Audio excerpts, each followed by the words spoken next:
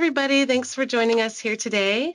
Today's session is Creative Floral Photography, and I'm very happy to welcome Harold Davis, who's going to be one of our first-time presenter here at Topaz. I'm super excited to see what he has for us. His images are stunning. So with that, let me tell you a couple things about Harold, and then I will turn it over to him.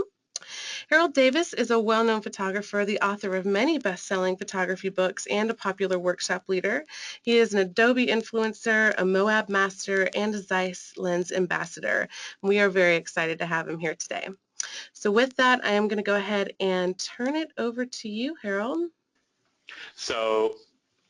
Hi everybody. My name is Harold Davis and I'm a photographer and writer, and I'm going to talk today about how I make my transparent or translucent, more accurately, flower images. The presentation that I'm going to show you is going to show my complete workflow, which involves multiple captures of flowers on a light box.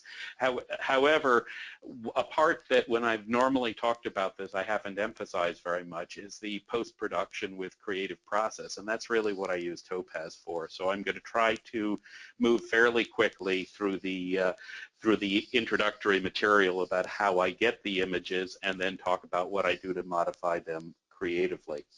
I'm running right now through a few of my books that have some of the material that is here, and here's some information about how you can contact me and where you find more about my work. So there really are three parts to the workflow here of how you create a transparent flower image on a light box. The first part of it is a bracketed sequence of photos that are high key, and I'll be run through an overview of what that means in a minute. Then the post-production part of this involves combining the layers, and then once the layers are combined, the creative effects that you can do involve largely some of the things that you can find inside Topaz Simplify, Topaz Adjust, and Topaz Impression. So I have a bunch of examples I've prepared to show you some of what I do with that when we get there. The general topics in this presentation are why you do it, where do the images come from. Life's an illusion, and so is transparency. There's no such thing as a transparent image.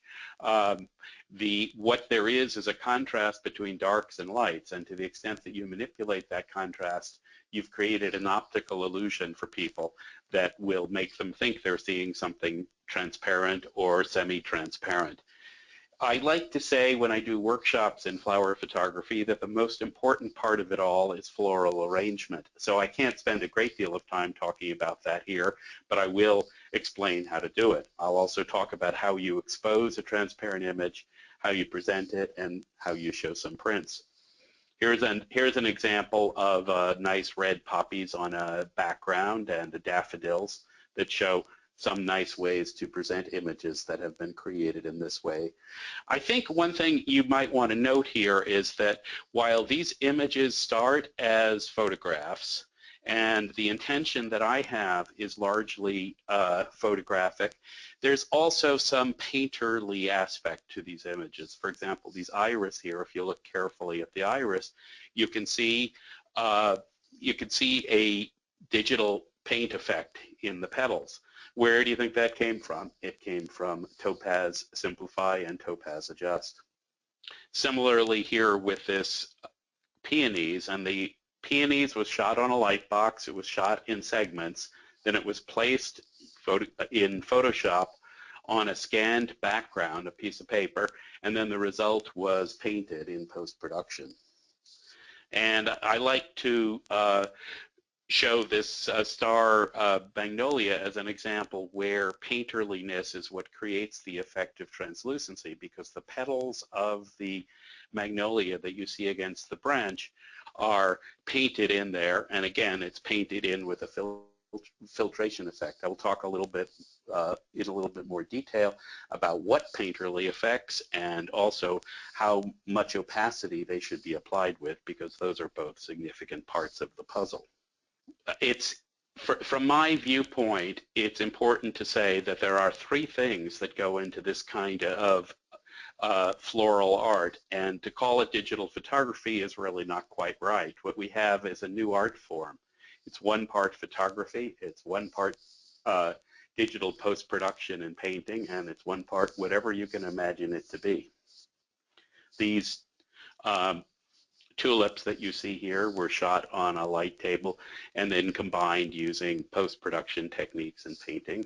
And if you, from the point of view of the photographer, if you were to put a spiral shell like this one on a white background and photograph it, the white background would normally turn gray. So there really are two ways to get a bright white background like this. You can backlit the white background as in light painting, or you can separately light a white background, but it's not something that happens naturally in terms of photography. Looking at this carafe here, the same techniques that I use for my flowers are used here in this carafe. If you look carefully, however, at the parts of it, of the glass that are in the center of the object, you'll see some of, in Topaz Simplify, some of the ink effects are used to create that center there. And again, this all goes as far as your imagination will let you. You can do things like this, which are really very, psychedelic collages. With images like this butterfly, what I do is I start with a black and white photograph of a butterfly, and then I use paint effects basically to create the color outlines, as with this dragonfly more controlled, or with the butterfly a little bit wilder and less controlled because we're about to go flying away. So one part of the process is to start with something like this panoramic painting and see what it looks like on black or on white. And then you can create a variety of effects that show the flowers on black or the flowers on white.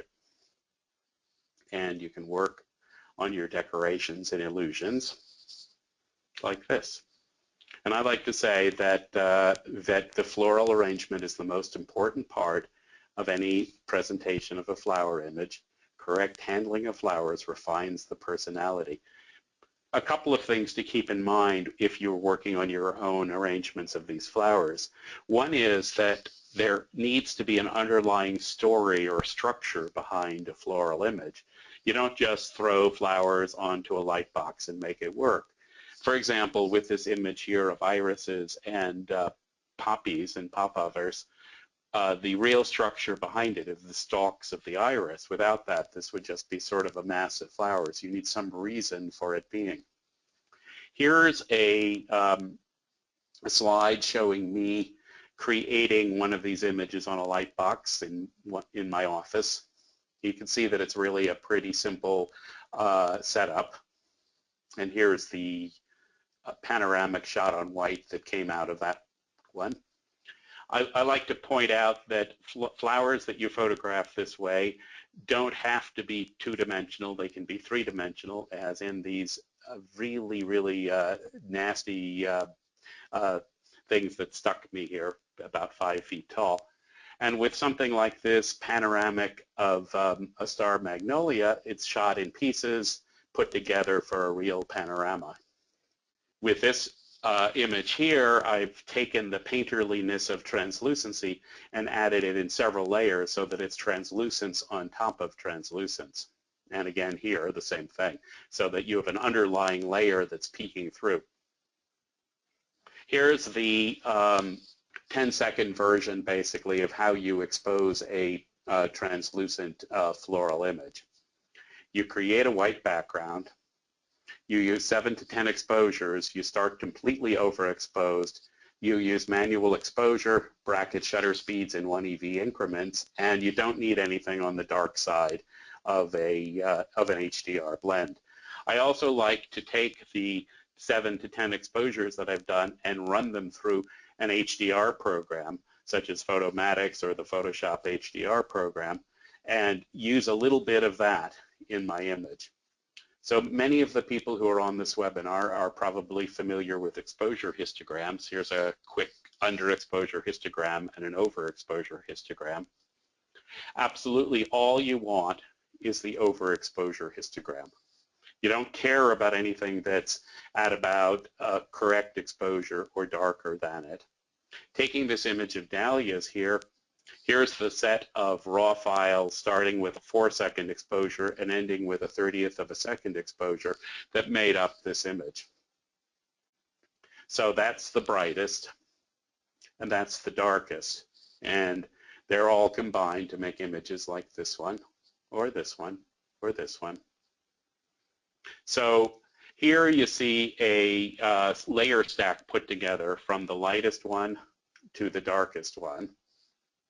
And the general idea is you start with the most overexposed image. You use the same conversion setting on each. And let me say right now, it doesn't matter whether you use Lightroom or Adobe Camera Raw to process the images. That's fine. After you get those together, you merge the layers down that have been used to create the image, and you use, I use special effects on the image mostly to create painterly effects. Now, part of my theory here is what I sometimes call homeopathic post-production, because if you use 100% of a given feature, it can look grotesque or perhaps overdone would be a better way to put it. So what I like to do is I like to use only a pinch of a given feature. So that might be to take a particular filter effect, let's say Topaz Adjust color exposure color stretch, and use it at 30% opacity rather than at 100% opacity. And what I also like to do is I like to say, okay, let's both soften and sharpen an image at the same time. So that's where this slide says thesis plus antithesis equals synthesis. For example, you could use a details 2 in Adjust to sharpen part of the image, and you could use one of the softening effects in Topaz Simplify to soften it. And then what you do is you use these effects selectively. You paint in the parts where you want to do it. So often the center of a flower, the flower core is going to be sharpened, but you want the petals to have this nice, wonderful softness, so you soften those, using something like one of the Buzz Sim filters, for example. So everything that I'm showing here has examples of that, of the center of the flower being sharpened and parts of the petals being softened in a selective way.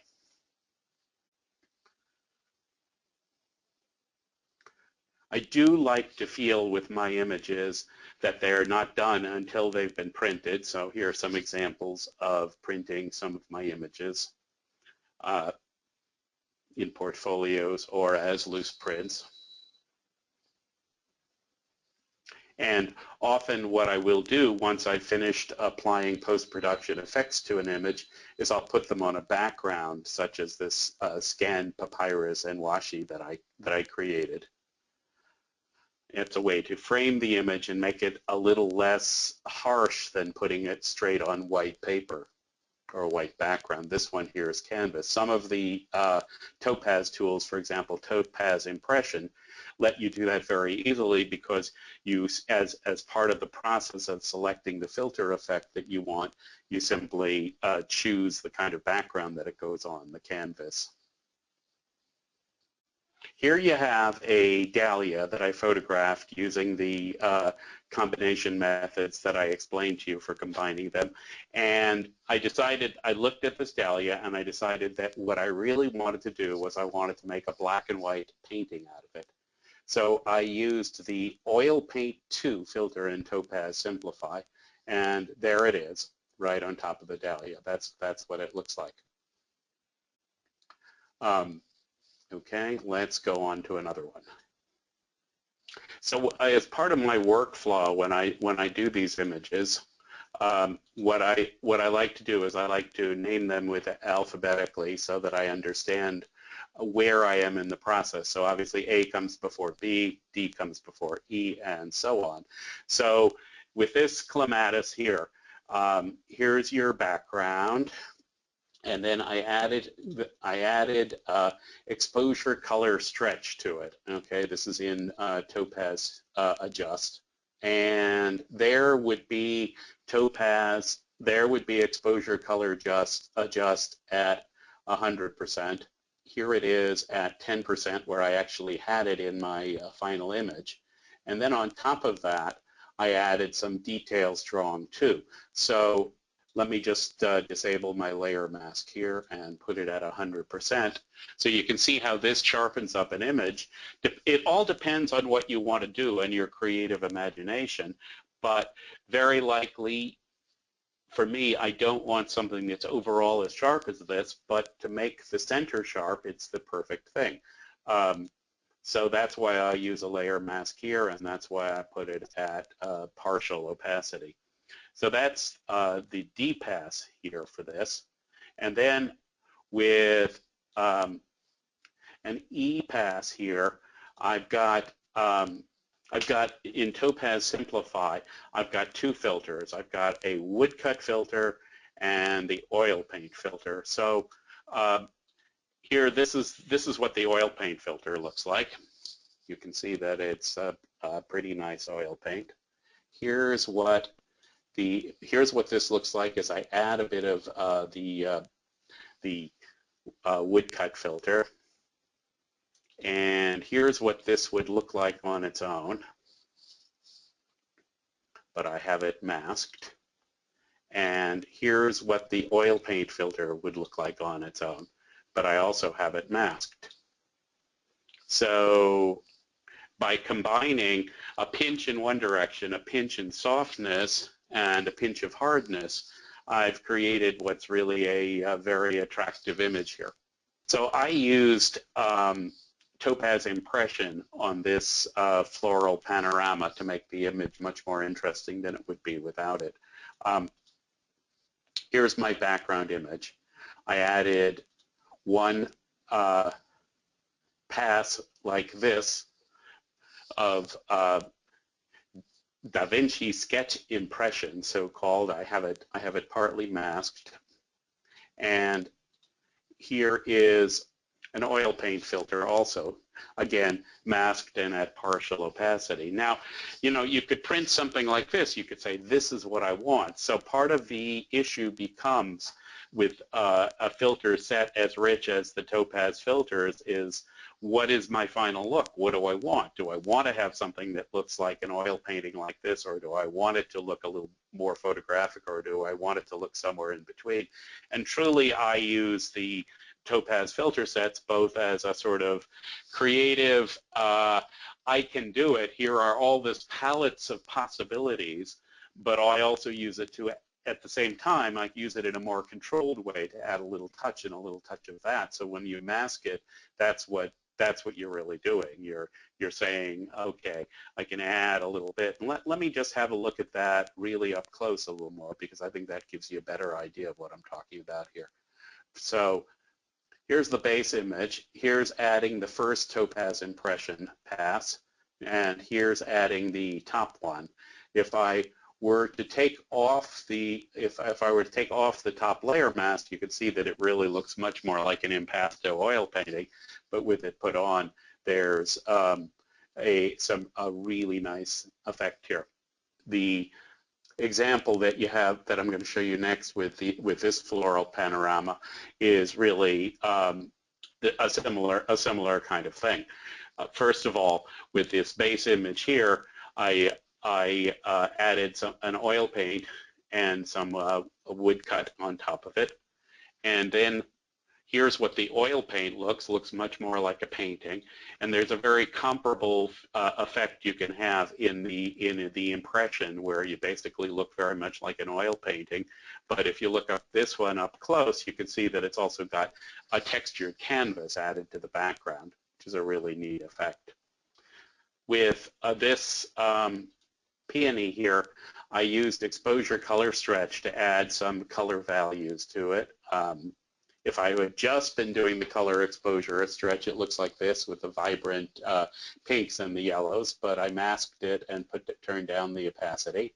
And then I also added some details to it to get the center sharper. So here's what the details looks like. I think you can see that.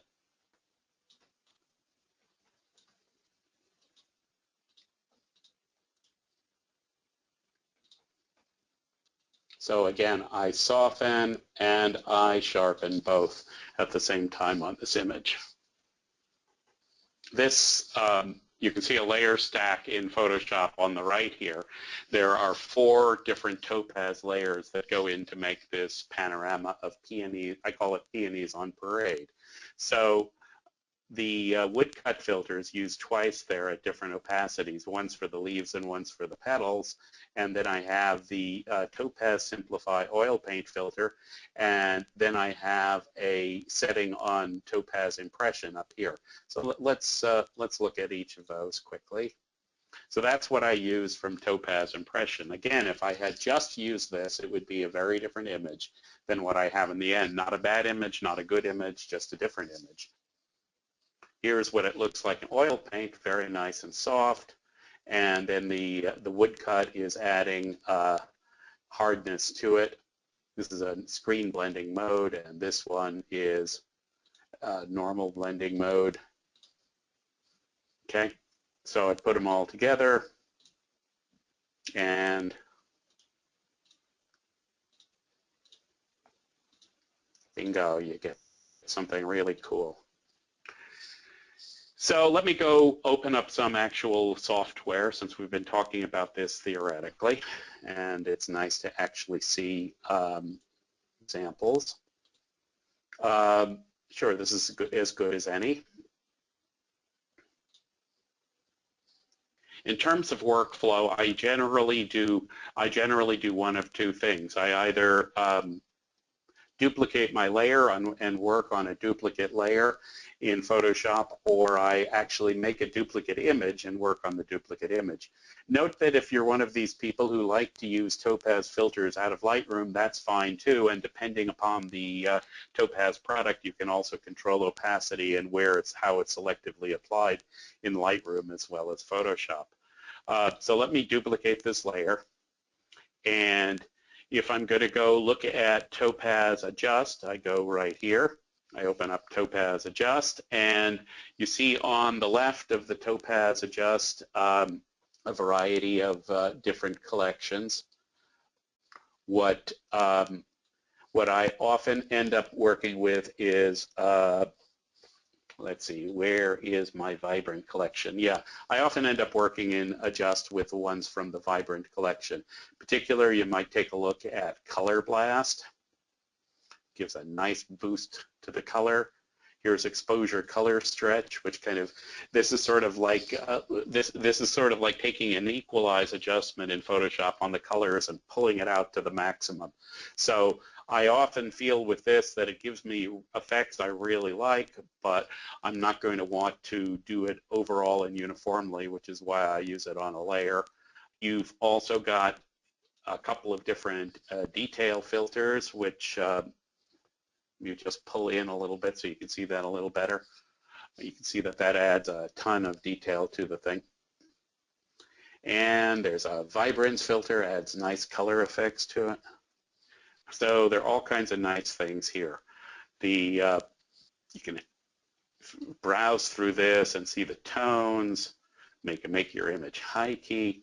So remember when I said at the beginning of my presentation that how I use these filters are as a palette of possibilities, but also to supply details for my images where I have a specific idea in mind about how I want it to come out in the end.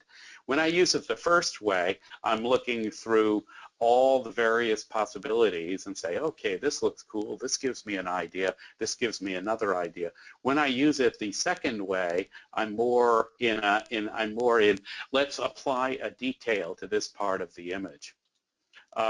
Here's Topaz Simplify. Okay, so BuzzSim here has sort of classical softening effects. Let's get this a little bigger so you can actually see it a little better. And suppose you want to turn it classically soft in black and white. You can do that. There are really just an awful lot of presets here that are useful and nice. The line and ink, it's got things like, suppose you want to turn it into a cartoon black and white or a cartoon natural, you can do that. The painting presets are where I found the oil paintings that I use a lot.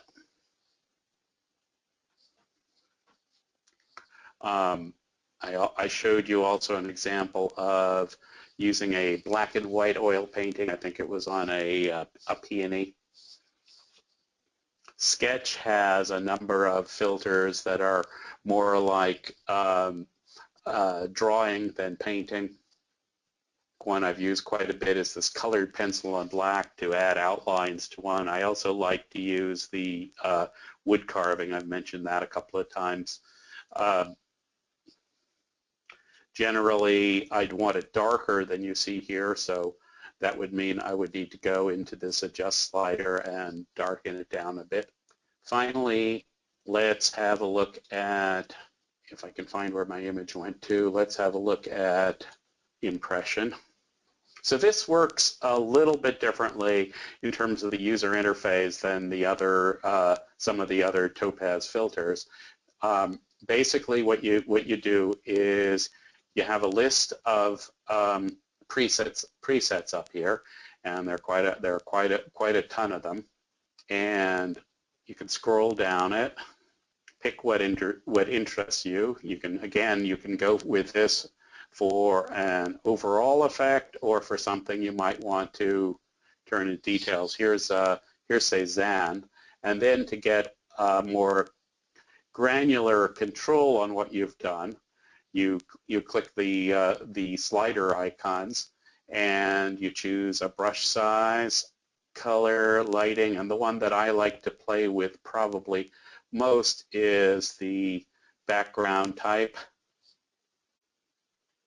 colors, and you can change the lighting direction, you can add a vignette, you can change overall saturation, you can play with this to your heart's content.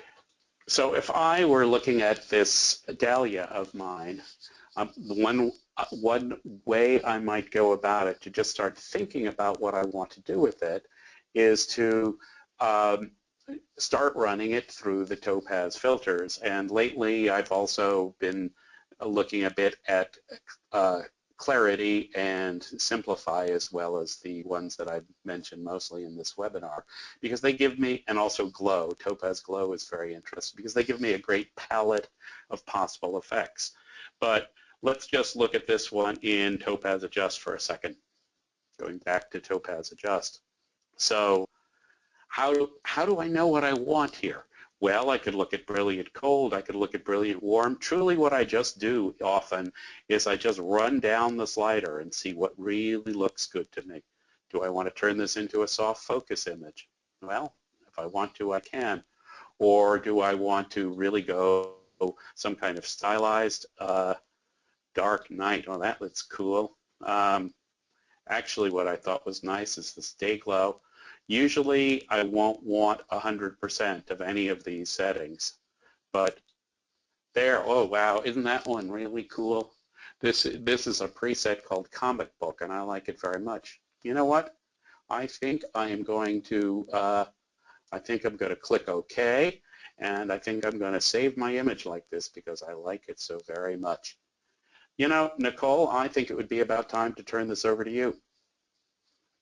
All right, thank you so much. This has been awesome just to show all the different layers and how you combine the programs to get that ending effect has been really insightful to see, and we have a ton of great feedback. So I do have some questions here for you. Let's pull those up, and let's see here.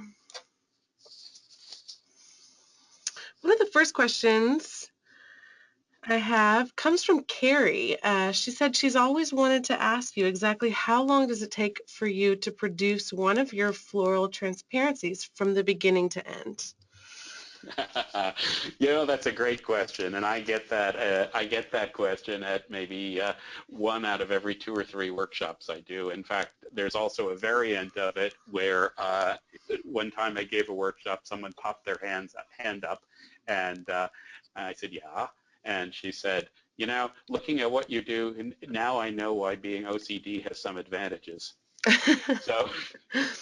The answer is it can take a while. Somewhere between 3 hours and a month would be a good answer. Oh my God, I love it. All right, let's see here. I did have, right when you were showing how you do your setup with your light box, do you have any recommended light box for people who are just getting into this type of photography? Let me refer people to the FAQ on my website. If you go up to my website and look at the FAQ link, there's one of them which is called Photographing Flowers for Transparency. If you scroll down it, that's got some information about where you can buy light boxes, and it also has a downloadable free tips for how to build your own, along with a manifest of materials, a bill of materials that costs less than $100 at Home Depot or a place like that. So that, I think, would be your best bet. The good news is that there are a lot of light boxes out there for sale that are used and are good deals, because they used to be used in things like graphic arts and architectural drafting and blueprint making and things like that, and those uses have all been digitized, so people are looking to get rid of these things. The bad news is that if you want a really good large light box that's good for photography, you're probably going to have to build it yourself or expect to pay a fair amount of money for it, one or the other. Okay, awesome. And thank you so much for giving that resource on your website. If you're wondering what his website is, it's digitalfieldguide.com. So definitely check that out for those additional resources on some FAQs there. On the topic of lighting with your photography, Brad had asked, do you also light these flowers with a flash from the top as well as the light box below? It's a great question. I do not use a flash with these flowers, and there are a couple of reasons for that. But one is that since they're not moving, I really am better off using continuous lighting than a strobe. However, I do carefully light them from the top as well. You have to be careful about what kind of light you use, that it matches the source of the light box. And also, if you put too much light on the top, you're going to defeat the purpose of having a backlight. So this is something to be done with a reasonable amount of care. But I do use some front lighting too. It depends on the flowers, really, and how translucent they are. If they're really translucent, I'm probably not going to light them on the top, because the point really here is to capture the translucency. However, many flowers are really pretty solid, like roses, and there, if you don't also light them to some extent on the top, you're going to get a pretty dark, boring image on the top. And at the beginning, you were showing some flowers that had a white background from the light box, and you quickly turned that to a black background. I had several attendees ask how you got that black background versus white so quickly. That is a Photoshop adjustment in LAB color called inversion. So it's image, adjust, invert on the Photoshop menus once you've sent your image into LAB color. And there is an FAQ that explains that on my website as well. Okay, awesome. Jennifer had asked, just to confirm, and I know a few other people had asked as well, she asked, so the background first layer that you use on these examples that you're showing today already have the multiple exposures combined, and to create that starting point of the going into the filters, I guess people were wondering if that was that combination image. Yeah, that's a great thing to clarify. Absolutely, yes. The examples I showed today on purpose were already combined, and I started at the point that I would go into Topaz, Adjust, Simplify, and Impression. And the reason for that is, you can't show everything in one dose usually, and this is a somewhat involved process. But I have to say that I use these filters on my images that don't start this way as well, so that's worth noting. Awesome. In other words, I do, appearances to the contrary, I do sometimes do photography that just involves single images, and often I will use Topaz filters on them as well. Okay. Well, then we'll have to have you back for those type of images too. I can't wait. I'd love to. All right. I had, when you were explaining all the masks and kind of disabling and enabling them, we had a ton of people ask if you could kind of show the mask a little bit more or a little bit larger, and also if you might be able to demonstrate that masking. Some of our users aren't familiar with that. Okay, do you mind if I take a second and do that? No, that'd be great. Okay, let me go find a good example for it. Okay, so let's say that what I do with this image here is I'm going to run it through a Topaz filter, mask it, and paint in part of it. Okay, so first of all, what you have to do is you have to you have to run the filter on a duplicate layer, or arrange, there are other workflow ways to do this because Topaz itself will duplicate the layer for you, but one way or another you have to end up with your effect on a duplicate layer.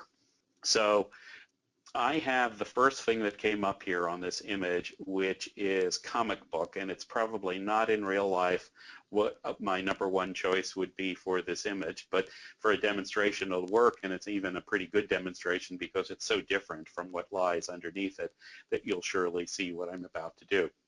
So let me magnify this to a part of it, like the center of the flower here, and okay, here we go.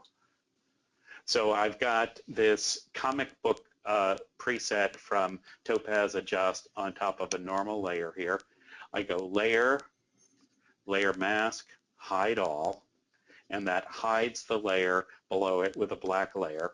And note, by the way, that when I teach in class and when I do some things like this webinar, I usually call out menu commands to get to something, but there are always keyboard shortcuts for the same thing that are faster once you know them. The reason I don't call out those keyboard shortcuts is because you can't see me doing them, but you can see me doing the menus as I do them. One of the interesting things about a program like Photoshop, or Lightroom for that matter, is there always are many ways to do any one thing. And the key thing is to learn one way to do it, not necessarily to say it's the best. So right now I have a black layer mask. What you need to do to see something through it is to paint on white. So I take a brush and I'll set my opacity on it fairly high. I set the foreground color, you can see in my tool palette where my pointer is pointing, to white. And I'm going to put my pixels about the size of the center of the flower, and right there I'm painting in the comic book. So I think that's pretty clear so that everyone can see it. Here's what that layer mask looks like in that spot. It's a black thing with a white hole in it. The generic mnemonic way of remembering layer masks is associated with a given layer. A black layer mask conceals and a white reveals, and anywhere between partially conceals and partly reveals. This is, again, like many of the concepts in post-production of digital photography, this is a concept that comes from graphic arts. And back in graphic arts in the film days, you use layer masks to do much the same thing, and it's kind of implemented in the same way. It's one of the key concepts in Photoshop. And as I noted before, some of the Topaz software has a comparable facility if you're using it as a plugin from Lightroom. Let me just zoom in again one more time on the area that I did. Here is it without anything. Here's with the layer on top. And if I were just looking at the layer I made, that's how it would look. All right. I think that should hopefully help with that question. Yes, definitely. Thank you for covering that. So with that, I will go ahead and say thank you again to Harold. And say thank you all for coming again. So I hope you have a good night or day or afternoon wherever you are. Bye, everyone. Bye, Harold. Bye, Nicole.